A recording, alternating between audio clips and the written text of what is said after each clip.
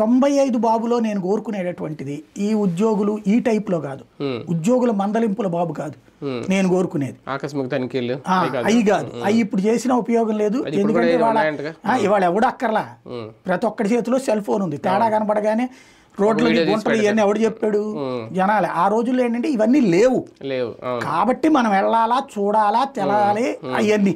Even party వాళ్ళు కూడా మనకి చెప్పేవాళ్ళు కాదు, పార్టీ వాళ్ళు కూడా జనంలో తిరగరు.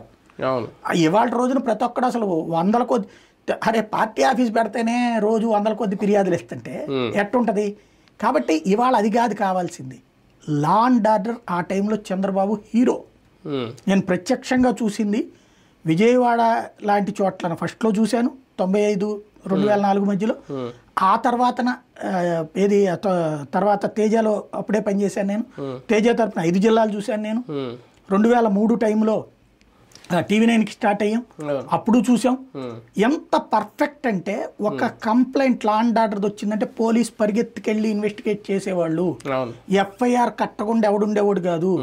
అలాగే సొంత పార్టీ వాళ్ళను కూడా రౌడీజం చేయనిచ్చేవాడు కాదు, సొంత పార్టీ వాళ్ళ దందాన్ని ఆపేవాడు. అది నాడు చంద్రబాబు.